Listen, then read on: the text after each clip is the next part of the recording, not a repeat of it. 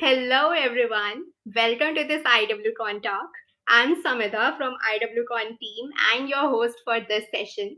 So the IWCON is brought to you by Hack Crew, Zero Point Security, Yes We Hack, Patchade, Saptang Labs and our community sponsors.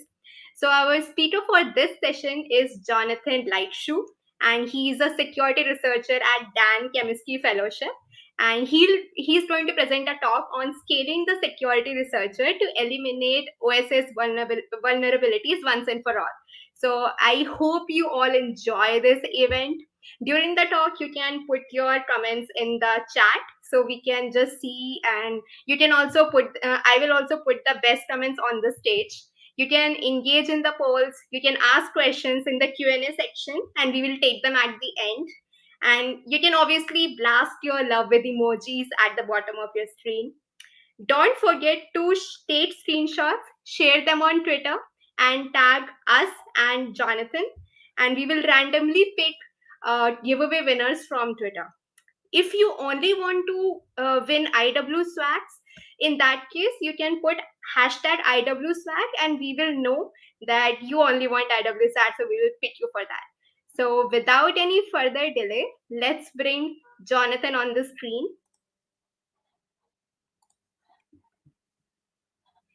Yeah, Jonathan, the stage is yours. You can go ahead. Hi, everybody.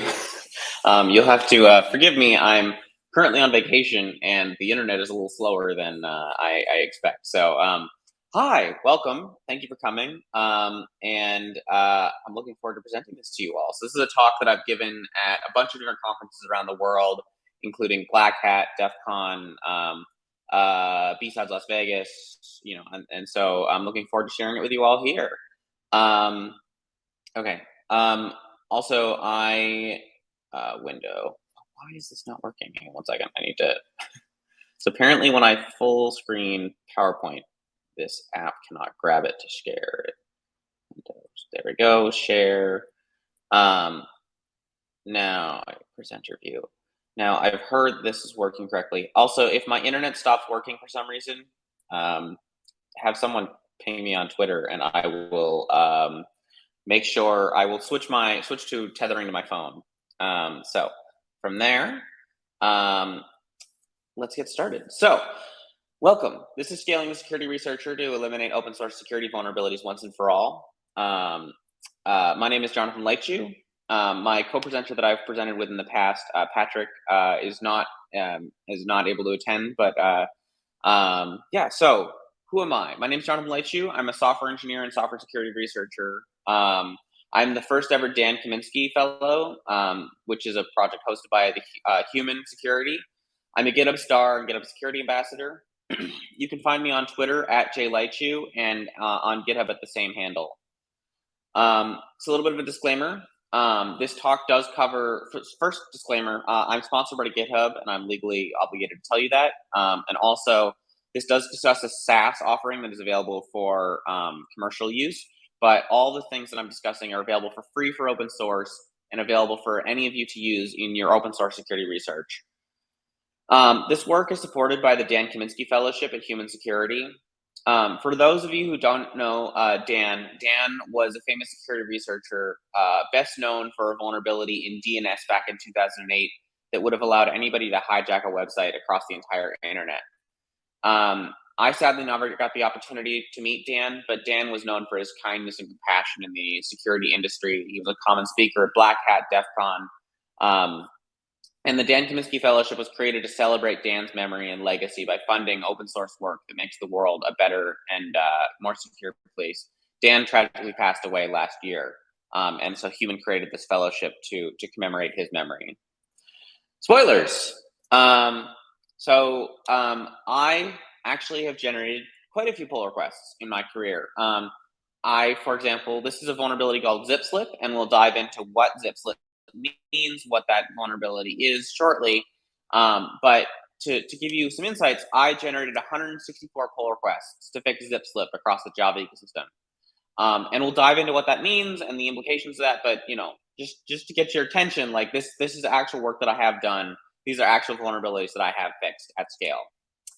But what started this journey down looking into automating fixing security vulnerabilities at scale? Well, this journey for me started with a simple vulnerability, and it was this. It was the use of HTTP instead of HTTPS to resolve dependencies in my company's Gradle build file. Now, Gradle is a build tool used to build 50% of all Java applications and 99% of all Android applications. But why is the use of HTTP important, or HTTPS important? Well, if you're not using HTTPS to resolve your dependencies, unfortunately, the Java ecosystem has there's no commonly used artifact verification that is used in the downloading of these artifacts.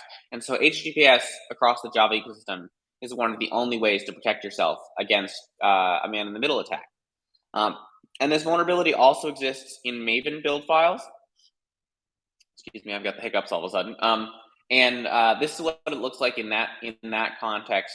And then this is where that same vulnerability exists in the upload of artifacts as a part of your build infrastructure. So usually this has credentials associated with it, which results in credentials getting leaked to your artifact server. And this vulnerability was everywhere. It impacted projects like Spring, the Apache Foundation, Red Hat, Kotlin, Groovy, Jenkins, Elastic, Eclipse Foundation. It also impacted Oracle, the NSA, LinkedIn, Stripe. And I reached out to Maven Sonatype. So Maven Sonatype is to the Java ecosystem what NPM is to the JavaScript ecosystem, pip is to the Python ecosystem, Maven Central is that to the Java ecosystem. And they reported that 25% of all of their requests were still occurring over HTTP in June of 2019. So how do we fix this?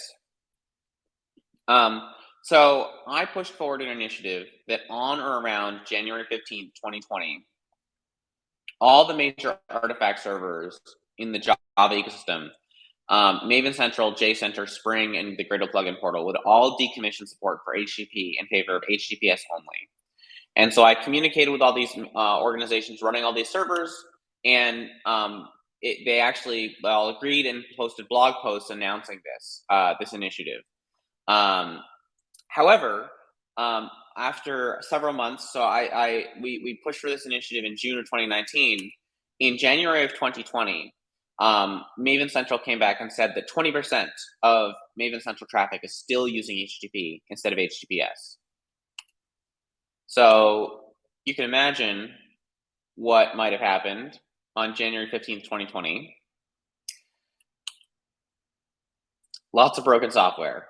When these artifact servers pulled the plug and stopped supporting HTTP in favor of HTTPS only, Stack Overflow posts, people on the internet being like, why is my build broken all of a sudden, all that stuff. But we stopped the bleeding.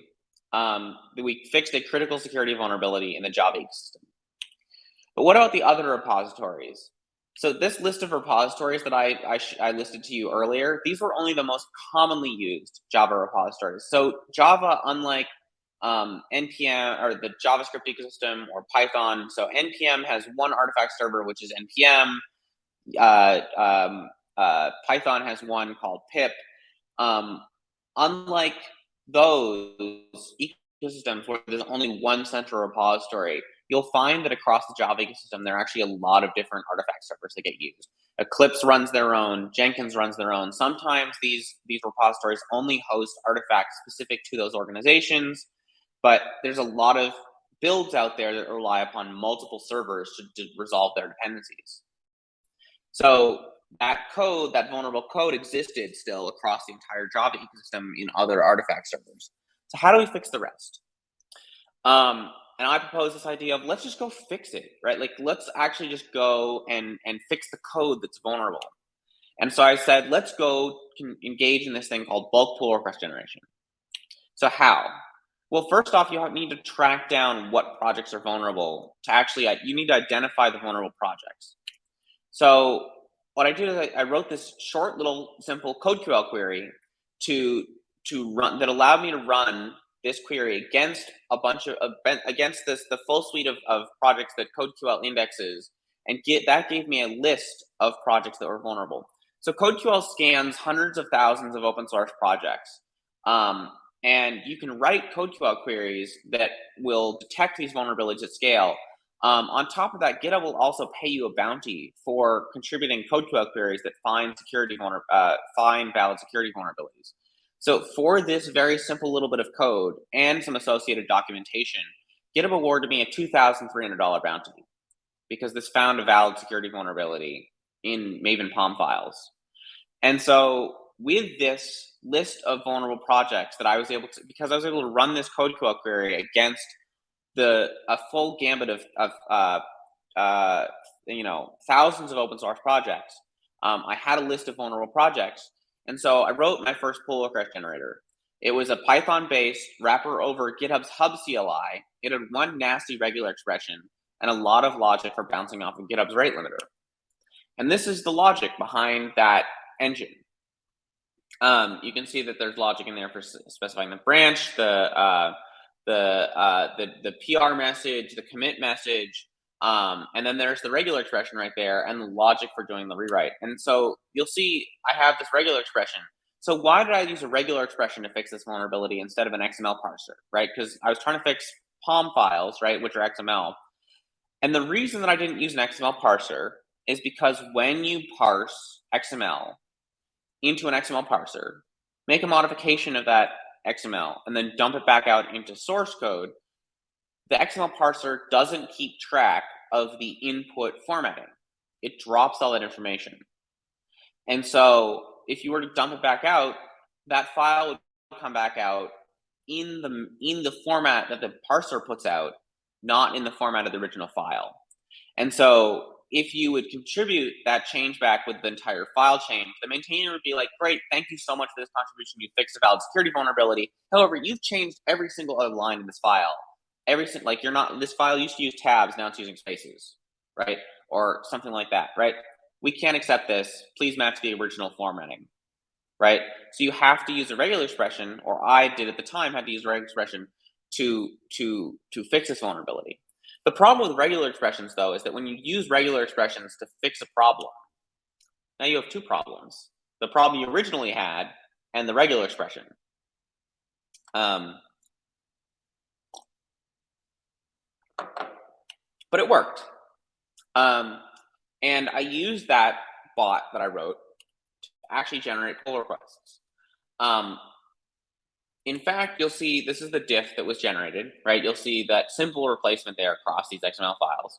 And I generated 1,596 pull requests across the Java ecosystem to fix this vulnerability. And as of today, I did this campaign back in 2020. As of today, we have about a 40% merge or accepted rate on those pull requests, which is a pretty solid number of projects that are now no longer vulnerable to this. And for this work, fixing these vulnerabilities at scale, GitHub awarded me a $4,000 bug bounty in addition to the $2,300 that they originally awarded me for the query. So I contributed the query, and that was one bug bounty program.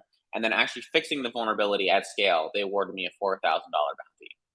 So it came out to $6,300 if I'm doing math correctly. But I got hooked on this idea of bulk pull request generation. This is my GitHub contribution graph for 2020. And you can see there's actually two big peaks of two different days that I did bulk automated pull request generation. So I got hooked on this idea of like, what positive impact can I have in the industry writ large, engaging in these campaigns? So I have a problem.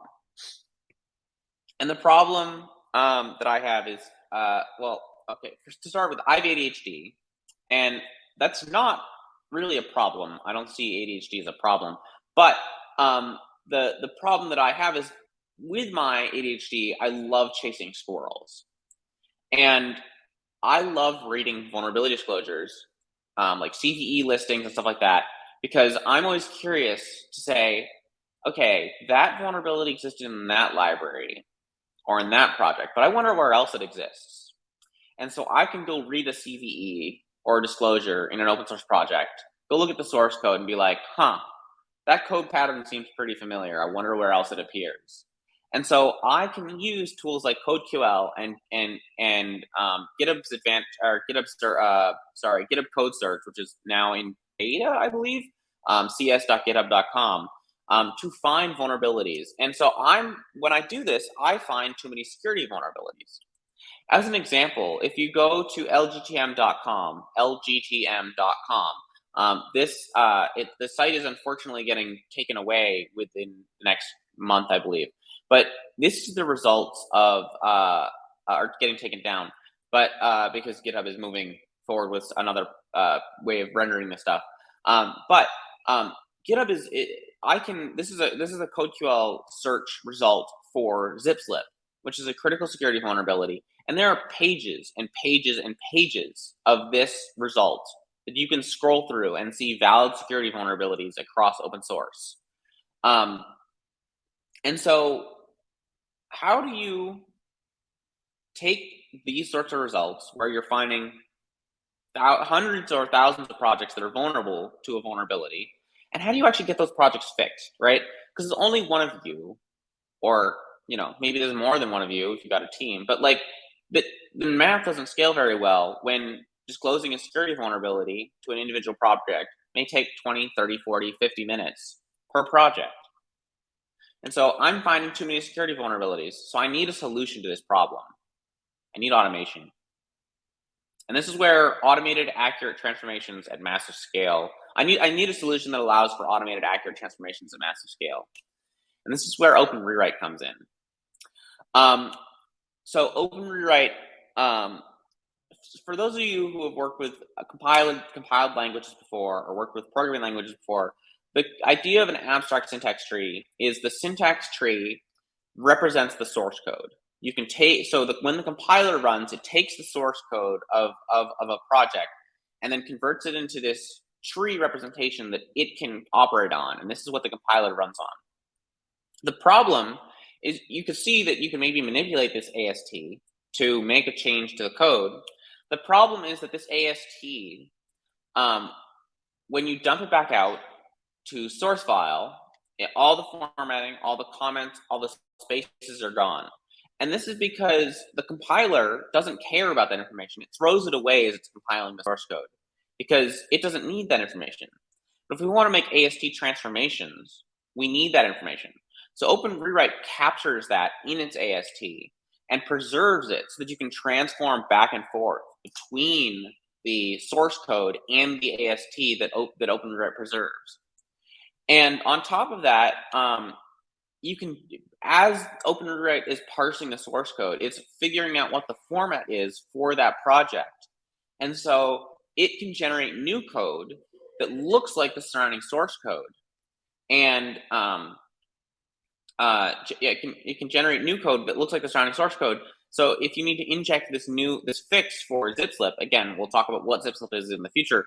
But if you need to inject this fix, it can generate that new code that looks like the surrounding source code. So if you've got braces on the new on a new line, and that's the formatting style of the project, it'll generate code that looks like that. Or if the project uses tabs, or whatever. And sometimes accurate transformations require a fully typed attributed AST. If you're looking at that line of code, and that's all you have for context, do you know what type that is? Is that log4j? Is that SLF4j? Is that logback? And so type information is really important in order to be able to determine and accurately make fixes. I can't imagine there ever being a case where there's a massive security vulnerability in a very popular logging framework that impacts the entire internet. Log4j. So, right? Like, this information is important. And on top of that, Open Rewrite the AST is both syntactically and semantically aware, meaning that you can keep it, like the syntax alone has a certain set of information. When you keep the type information, the white space, all that stuff, you end up with a much richer graph. There's actually 6,000 nodes missing from that graph on the right side because it would be too dense for you to it'd be too dense. And then if we want to generate new code, so if you want to generate new code, you need to generate the AST for that new code to insert it into the tree. And so in order to do that, you need a way to generate that AST. Can you do me a favor? Can you fill this up with water? Thank you. So let's say we want to inject this little bit of code into the AST. Well, how do we generate the AST to add that to the model? Well, OpenRewrite comes with a templating engine that lets you specify the source code and write it out in this format. And then you can inject that into the AST, and it has a coordinate system that lets you say, I want to insert this specific line of code after this statement in the AST. And so we can transform this bit of code into this non-vulnerable code. So what's possible now? What other vulnerabilities can we fix with this unlock that OpenRewrite provides? Thank you very much. So in this talk, I'm going to discuss 3 different security vulnerabilities that I addressed with this technique. So vulnerability number 1, temporary directory hijacking. On Unix-like systems, the system temporary directory is shared between all local users. And so with that basis of understanding, this is the vulnerability. And this vulnerability, this bit of logic is designed, an author is using it to create a temporary file, calling delete on that, and then calling makedir to create a temporary directory. And so why do people write this code? Well, the reason they write this code is because prior to Java 1.7, there did not exist an API to create temporary directories. So any code written before Java 1.7, people use this pattern where they call delete and then they call makedir on that temporary file. Now the temporary file is securely created more or less. It's randomly generated. An attacker can't guess what that file is going to be. But if you'd ask on Stack Overflow, how do I create a temporary directory in Java, you'd get this result. And sometimes when you ask Stack Overflow for code snippets, you get vulnerabilities. So why is this logic vulnerable? Well, this logic is vulnerable because there's a race condition here. And the race condition exists because an attacker, which is co-resident on the machine, can see a user creating a temporary file, see the deletion of that file, and then race the Java process to create that directory before this Java code. And this works because when makedir fails in the Java process, it returns false. It doesn't throw an exception. So that directory creation could have failed for the user that's running the Java process, but it could have succeeded for the attacker. And so that directory is now owned by the attacker. So what is the fix for this? Well, this is an imperfect fix. And the reason this is imperfect is because when you call makedir on that directory, even though you may own that directory, it still has, by default, the uname permissions that are used on Unix-like systems allow that directory to be viewed by all other users local to machine. It's not writable by the other users, but it is readable. And so that is a different vulnerability. This code represents a vulnerability called temporary directory information disclosure, where the contents that you put inside of this directory are visible to other local users. And so what is the fix for this? Well, the fix for this is, since Java 1.7, is to use this new API called create temp directory. And this sets the correct POSIX permissions on this file. And so I got a bunch of CVEs for this. One in Spring Boot, Keycloak, Datadog, Eclipse, Jetty, Apache Groovy, Apache NetBeans. So, actually valid vulnerabilities. And then I said, okay, I've reported this to a bunch of projects, but it's actually bigger than I can deal with. So how do I engaged and said, let's go write the code to fix this. And so I was able to generate 64 pull requests to fix this vulnerability. And what does this look like? Well, this is the diff, right? You can see the removal of the delete, the makedir, and then the replacement with that one line that is now no longer vulnerable. But because Open Rewrite is so powerful, we can do more complicated things, like because those delete statements are no longer needed, and those delete statements are inside of if blocks, we can replace that if with if true, and it becomes if not true, which is false. And then we can say, well, that block inside that if block is not going to be executed ever, so just delete the entire block. And so we can simplify the code even further and get rid of unnecessary code as part of this replacement effort. Vulnerability number 2, partial path traversal. So this is a little bit more of a complicated vulnerability, and also quite common, surprisingly. So what is partial path traversal? So let's assume you have 2 local users on a file system. You have user Sam and user Samantha. Partial path traversal allows an attacker to access a sibling directory with the same prefix. So if you have user Sam and you have user Samantha, this vulnerability exists because an attacker is able to access user Samantha because it shares a common prefix with user Sam. So what does this code look like? What does this vulnerability look like? Well, this is a very common chunk of code that you will see across open source or across the Java ecosystem in general. And this vulnerability exists because when you call the getCanonicalPath on file, getCanonicalPath returns a string. And this is that string that gets returned. And you'll notice something. That string is missing that trailing slash that we originally passed when we created that new file. And so when you're comparing using starts with, let's assume that we have user Sam being the thing that we're trying to sanitize with.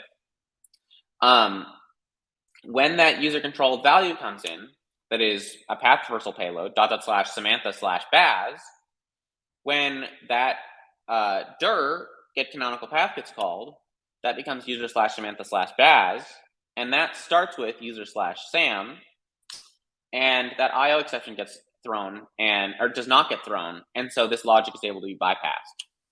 So what's the fix for this?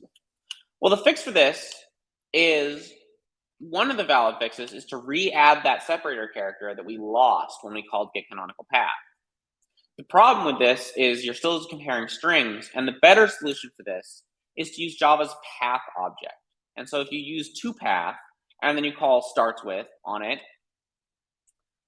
you're comparing with a Java object designed to compare paths. And so this is the best solution. So how do we find this vulnerability? Well, the first thing we're looking for is string starts with calls in the AST, where the subject and the argument are both supplied by getCanonicalPath. We also don't want to fix non-vulnerable code. So when we're looking at this chunk of code, we want to say, okay, there is that file separator, the character there. So don't fix this vulnerability because it's safe. Can't be that easy though, right? Developers write code in a lot of different ways. What if you're a developer and you write code where you extract this logic into a standalone variable, or the argument is in a standalone variable, or the fix is in a standalone variable? How do we identify and fix this vulnerability? We need data flow analysis. So what is data flow analysis? Data flow analysis allows us to track from the source to where that value flows through the application. So we can see that canonical path flows into this if block as the qualifier or subject of this method call. And then this other argument flows into the starts with call. But data flow is more complicated than that. I can handle intermediate values, flows through ternary operations, multiple variable assignments, stuff like that. So data flow allows us to uncover hard-to-find vulnerabilities and allows us to prevent false positives. And if you've ever written any CodeQL, I designed the API for data flow to be modeled very similarly to CodeQL's. So you can translate your knowledge of CodeQL and Open Rewrite's data flow analysis engine very easily back and forth between the two. And that made my own life much simpler, and also hopefully yours if you learn one first and then the other. And when you put all this together, you can see that the fix, we can detect that there is a multi-step, vulnerability here, and we can fix it appropriately in this chunk of code. Let's take an example use case. The AWS Java SDK, CV 2022. This vulnerability existed in the AWS Java SDK. And you can see that this bit of logic called leaves root is being used to sanitize, or it's used as a guard. It's checking to say, hey, I'm downloading the contents of this entire AWS bucket. I'm going to get the keys from all that AWS bucket. Make sure that those keys are not malicious and contain path traversal payloads. So this logic takes the key, appends it to the local base directory, which is controlled by the application. Call starts with on it. And then this logic is used inside of this leaves root logic, which is trying to guard against path traversal payloads. And so this was vulnerable. Amazon did fix it. There's a CVE that's been issued. However, a little bit of vulnerability disclosure drama. This is as with any good vulnerability story, this little bit of drama is fun. And so Amazon said, we'd like to award you a bug bounty for this disclosure. Thank you. However, you need to sign an NDA, non-disclosure agreement. And I don't normally agree to non-disclosure agreements because I think that open source, it's important to disclose these vulnerabilities and make sure that the public is aware of them. So I said, I don't normally agree to NDAs. Can I read it first before potentially agreeing? And they came back and said, we're unable to share the bug bounty program NDA since it and other contract documents are considered sensitive by the legal team. Yes, I needed an NDA for the NDA. And for those of you who have played Pokemon before, enjoy. So, unfortunately, Amazon has still not paid me for this. They only pay out bounties to people that have accepted their NDA. So there is a discussion with them still about that. I need to follow up. I have also asked them to potentially pay or donate to the Electronic Frontier Foundation instead of paying me a bounty. They never got back to me about that. So I don't know. Vulnerability number 3, zip slip. We've talked about zip slip a couple of times. I've brought it up, but what is it? So zip slip is a path traversal vulnerability while unpacking zip file entries. So let's start. What are zip files? Zip files are basically key value pair maps. The file just contains a key, which is, these are all the paths of all the files, and the value is the compressed contents of the file, right? So when you're iterating through those key value pairs to unpack a zip file, what happens if one of those keys is malicious? Because you've been provided a zip file by a malicious attacker. That payload, that key could be a path traversal payload, .. bin/sh.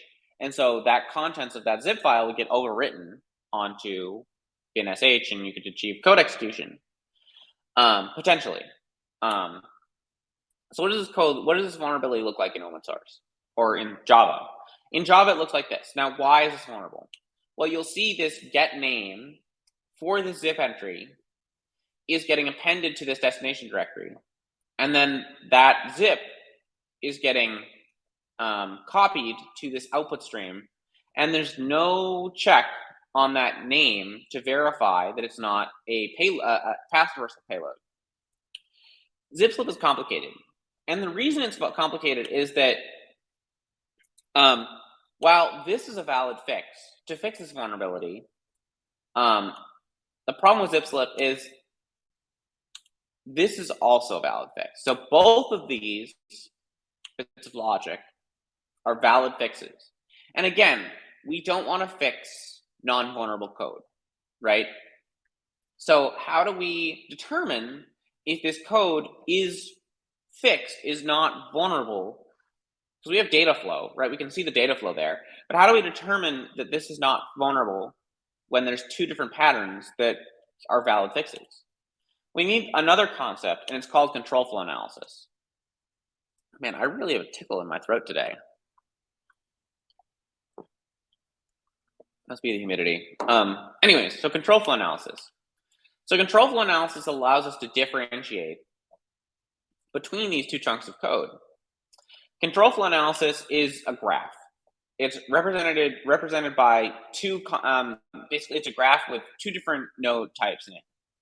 Basic blocks, which are the set of contiguous operations that will occur in a program without jumps occurring. And then conditional nodes, which are conditions that will cause a branch to occur in the program flow, where if this branch evaluates to true, it'll go down this flow, and if it evaluates to false, it goes down this flow. So zip slip, so if you want to take this chunk of code that is not vulnerable to zip slip, we can build the control flow graph for this code and see that there is this f.toPath.starts-with clause that is a guard for this IO exception. So if that evaluates to true, or sorry, evaluates to false, then we will throw this exception and that IO copy will not occur. And so this is properly guarded. And so putting all this together, we can fix valid security vulnerabilities and not fix code that's been patched by maintainers. And so we can differentiate, because again, it's really important. You don't want to fix non-vulnerable code. You'll just piss off maintainers. And this is another example of the same vulnerability where we're cleaning up, even more complicated code in order to simplify, or simplifying it as well, and as well as injecting the fix. So now let's talk about pull request generation. Got a security vulnerability? Everybody gets a pull request. So there's problems with pull request generation. And the first problem is, how fast can we generate pull requests? Well, in order to generate a pull request, you need to go through a bunch of steps. First off, there's operations that are file IO, which are basically free because they're happening on your local machine. Git operations, which are also free. GitHub does not rate limit Git operations. And then GitHub API calls, which are rate limited. So first, we need to check out and download the source code repository, apply the diff, and commit the change.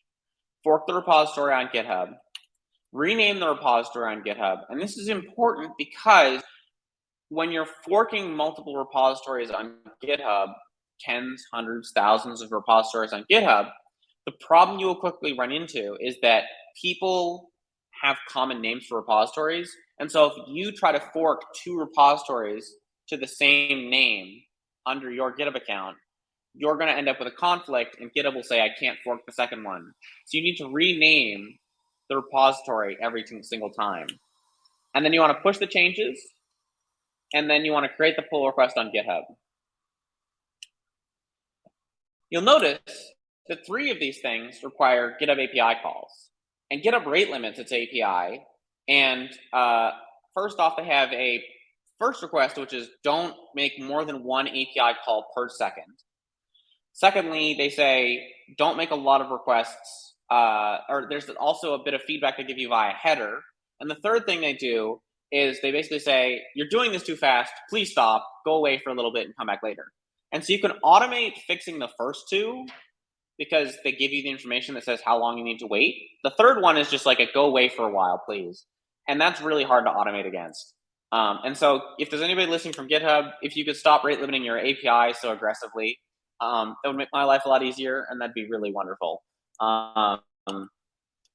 So we made it this far. We've detected the vulnerability, we've detected the style, the code's been fixed, and the diff's been generated. And the rate limit's been bypassed, basically by just slowing down how many requests you're making per second. How do we do this for all the repositories? And this is where Modern comes in. Modern is the parent company leading the development on Open Rewrite. It's free for open source projects. It's a SaaS that is indexed over about 7,000 open source projects. It lets you run Open Rewrite transformations at scale, and it generates and updates pull requests across open source and your company as well. It has 800 Open Rewrite recipes, including complete framework migrations. One framework migration that is really important that you wouldn't think of is If you're running a Spring application and you need to migrate from Spring, from an older version of Spring, from Spring 1 to Spring 2, or an older version of Spring 2, the latest version of Spring only lets you run your unit tests on JUnit 5. Now, a lot of companies and organizations have written their unit tests in JUnit 4. And so in order to update the version of Spring, you need to update your test infrastructure. And so you don't think of your test infrastructure as a security bottleneck. But when frameworks only support running tests for Spring, for example, with JUnit 5, you need to make those migrations. And those can be massive lifts for organizations, teams, open source projects. And so this allows you to automate making those migrations. And it also lets you generate pull requests. So we'll take a quick example here. I used it to generate pull requests to fix a vulnerability at scale. There should be a video here. You can generate a bunch of fixes. Then you can say, I want to commit those changes, create a pull request, supply the branch name, the commit message, the commit title, the organization you want to create the fork under, customize the pull request body, supply your GPG key, and it will generate all those pull requests, including GPG key signing all of those commits. So there's an actual result where we actually have bunch of pull requests actually generated. But I told you earlier that Modern has 7,000 repositories indexed, but there's more than that. There's more than just 7,000 repositories in the world. How do we fix the other vulnerable projects? Well, that's where CodeQL comes in. CodeQL scans 100,000 open source projects and 35,000 plus open source Java projects. And so I can write a CodeQL query that gives me a list of vulnerable projects, and that helps because CodeQL indexes more than what Modern indexes. I can use that query to give me a list of vulnerable projects, and then supply that list of vulnerable projects to Modern via this. I can create a pull request against this CSV file that adds those repositories to this Jenkins ingest job. And then Modern will become aware of those repositories and index them for me. And then I can run my recipe against those projects that I identified as vulnerable in CodeQL. So finally, let's go generate some open source pull requests. And that's what I did. Temporary directory hijacking, zip slip, partial path traversal. And these are some of the statistics that I have for generating pull requests across my career. HTTP downloaded dependencies, 1,596. A different vulnerability that wasn't discussed in this talk, but I have talked about in the past in other talks. A JHipster vulnerability generated 3,467 pull requests. GitHub engaged in a different campaign fixing a C vulnerability that was a widespread security vulnerability. And they generated 1,885 pull requests. I generated 64 for temporary directory hijacking, 50 for partial path traversal, and 164 for zip slip. And you can see the merge rates there vary between 40%, 20% on average, and 2%. The reason that 2% for JHipster is because that was a lot of demo projects, and so a lot of those are unmaintained. Also, the last three, temporary directory hijacking, partial path, and zip slip, all of those campaigns were engaged in since August. And so it took a while to get to that 40% merge rate. And I suspect that those other three will get there eventually. Because the HTTP download dependencies one was performed in 2020. And so I've generated in this year 600 new pull requests. And personally have been involved in the generation of over 5,200 pull requests across open source to fix security vulnerabilities at scale. One funny story is that part of this, one project, ZT-Zip, was the unlucky recipient of all three pull requests that I engaged in this campaign, these campaigns, part of the Dan Kaminsky Fellowship. And this is my GitHub contribution graph for 2022. I actually need to regenerate this a little bit because I've got more in here. But you can see like actual positive impact, the actual number of pull requests being generated as they've peaked as I've done these campaigns. And there's more to come in following years, hopefully. So let's close this out with some best practices of things that I've learned around bulk pull request generation over the past, several years of doing this. First off, messaging. As with any vulnerability disclosure, you're dealing with a real person. And in this case, instead of an organization, you're dealing with a maintainer. And maintainers from open source are familiar with receiving bug reports, but they're not as comfortable with receiving security vulnerability reports. And so messaging is really important. Communicating who you are, why you're there, what the vulnerabilities you identified, how you identified it, how you fixed it, what the fix does, other information that you can provide, but also doing so and communicating with them in such a way that is human. Because there's a human on the other end of this, and if you just spam them with unintelligible information, they're not going to respond. They're just going to get frustrated. There's a saying that I've heard before: all software problems are people problems in disguise. And this is very true. In this, I'm throwing a technical solution at a human problem. Security vulnerabilities are a human problem. And so we need to be compassionate for that. And so a couple of other little kind of like quicker ones. Lesson 1, sign off on all your commits, -- sign off in Git. This is the line that gets added to your Git commit. And why do you want to do this? Well, there was a bunch of lawsuits issued a couple of years ago. TLDR lawyers. So if you don't want your pull request rejected by evil dragon bureaucrats, just sign off on your commits. It'll decrease the likelihood of you having that problem. Lesson 2, be a good commitizin. GPT sign your commits.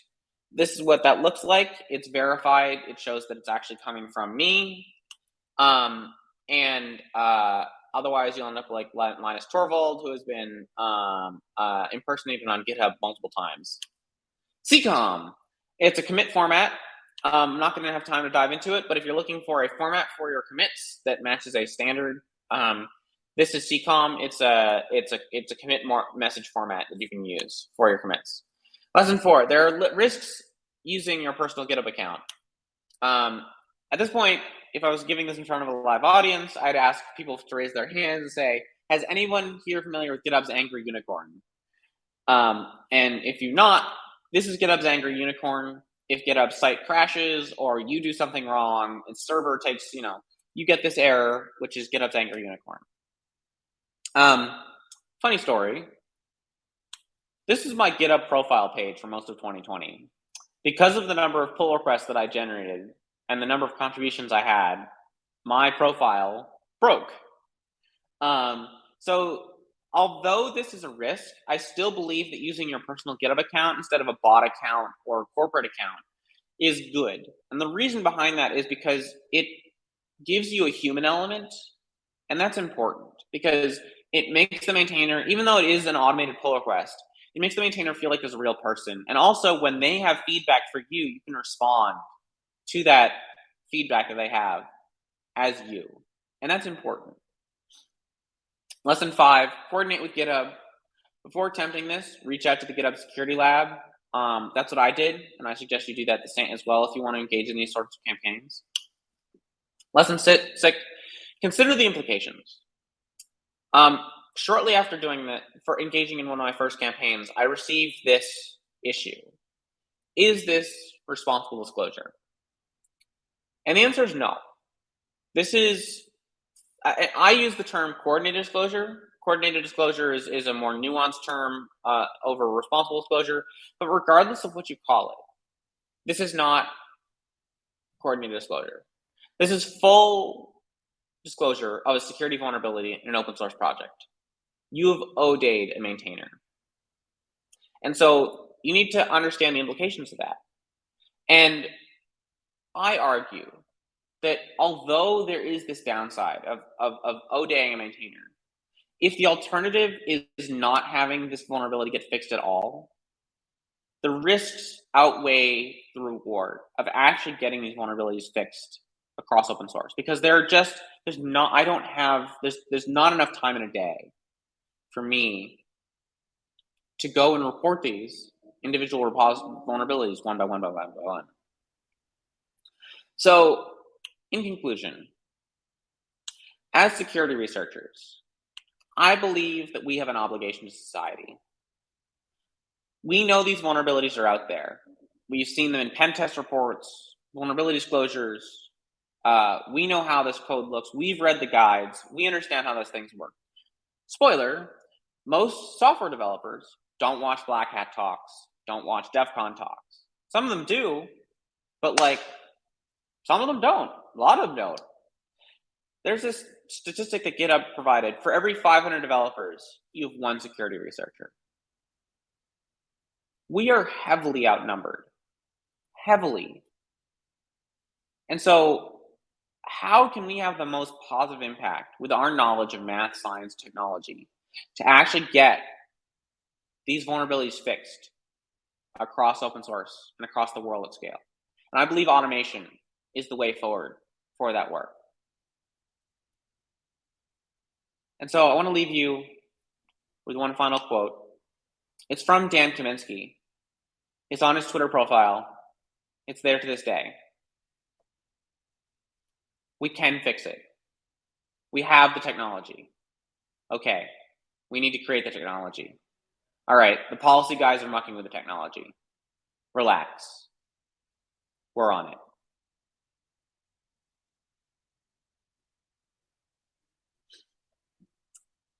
And with that, I want to leave you with some final notes. Learn CodeQL seriously. It's incredibly powerful language. Contribute to Open Rewrite. You can deploy your security fixes at scale. Join the GitHub Security Lab and Open Rewrite Slack channels, and join the Open Source Security Foundation. If you were interested in talking about the security of open source in general, Open Source Security Foundation has meetings happening weekly, not around the holidays, obviously, but starting in January, you can start joining these meetings, and they're open and freely available to anybody who's interested in this, in discussing security of open source. Yeah, hop in, hang out, come hang out. I want to thank Human, my employer, for enabling myself to work on this project for the past year, under the Dan Kaminsky Fellowship, Modern for partnering with me on this project. They've been wonderful. Lydia Giuliano, the Black Hat speaker coach that I work with on this talk, and has allowed this to be something that I've given multiple times. Sham Mehta, who is my intern, who worked on a lot of the graphics that you saw, and also was instrumental in working with me to finish actually building control flow and data flow analysis in Open Rewrite. And so if you want to reach out to me, here's my Twitter, here's my email. Feel free to ping me. If you find a vulnerability at scale and you want to fix it, let's chat. And with that, I will take questions if there is time. Yeah, we do have time, Jonathan. So we can pick like 3 questions for you. Before that, I want to tell you something.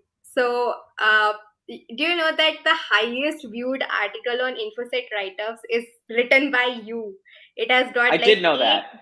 It has got 800,000 plus views and counting. So yes, it's awesome. So my for those of you that don't know, my claim to fame was a vulnerability in Zoom back in 2019 that allowed anybody to maliciously hijack your webcam across the internet. Now, there is an excellent, if you want a summary of that story, I will send you, you can read my thing, but someone animated that story with llamas, and I will send that link into the chat for you all to review after this, after the conference, obviously, because there's probably other people you should go watch, but after the conference, you should watch this video because it's really funny and cute.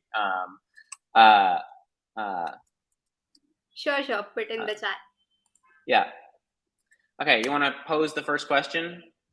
Yeah. So the first question is, how can I identify if my open source software is vulnerable to attacks? How can you identify that your open source project?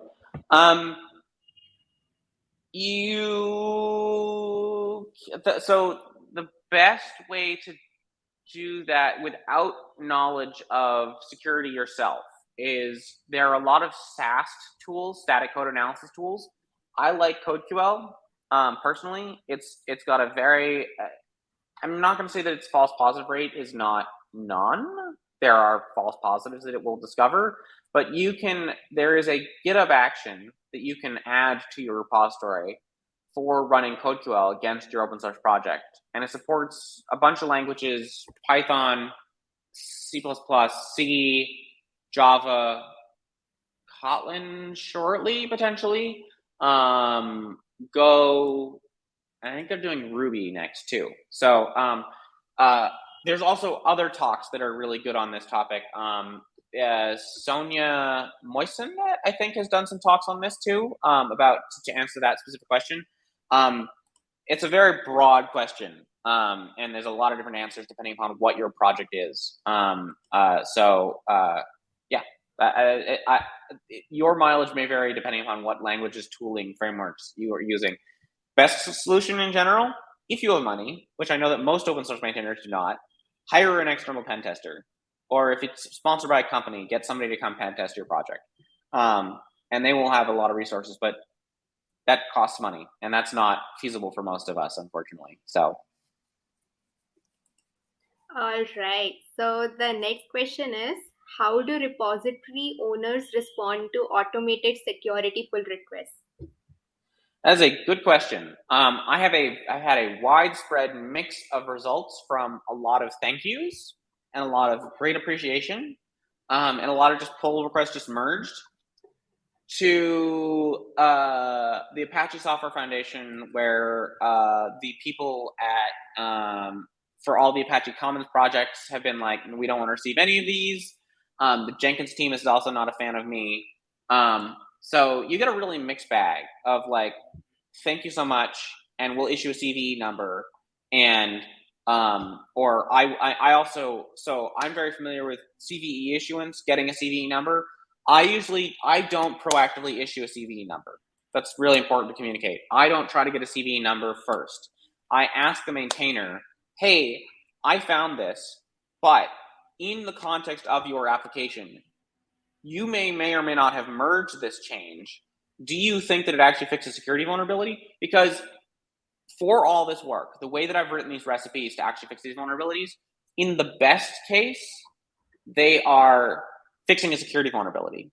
But the goal is that in the worst case, they are security hardening that is still worth merging, right? It's not going to make the application worse.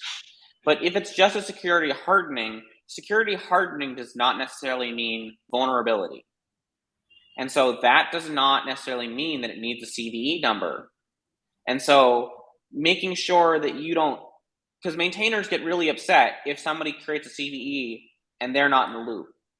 And so I have disagreed with maintainers' assessments and then gotten a CVE because of my own assessment, believing that they're wrong. But I don't do so in an automated way, because that human element, looking at the code, being like, I disagree with you as a maintainer. I don't think you're right. I don't think you understand this correctly. There should be a CVE number here. That is an important step to engage in as well. All right. Thank you so much. There's one more question. Can you share some good resources you referred for code review? Some good resources I referred for code review. I mean, automated code reviews, like I said before, CodeQL. There are other static code analysis tools. If you're writing Java, there is another one called Find. So there's Find Bugs, and then there's Spot Bugs. And I think Spot Bugs is the newer project, and then Spot Bugs has a module called Find Sec. Or like there's a Spot Bugs module for finding security vulnerabilities. So SaaS tooling to find vulnerabilities.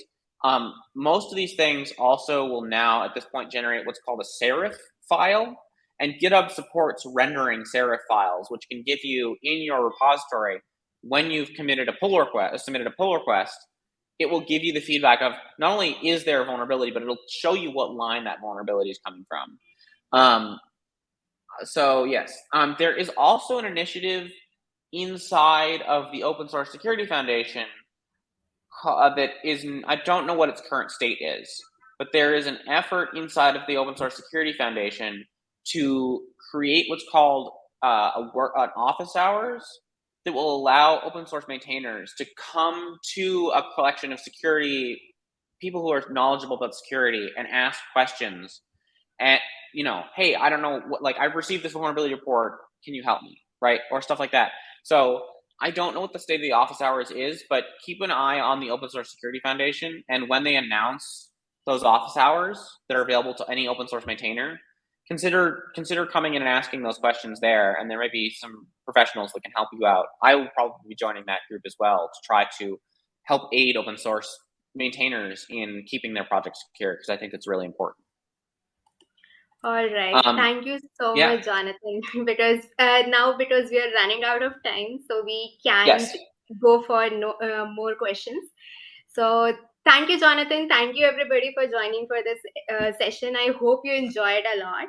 And don't Yes. forget to take screenshots and tag Jonathan, tag us, and put IWCON Yes. in the hashtag so you get the Yes. giveaway.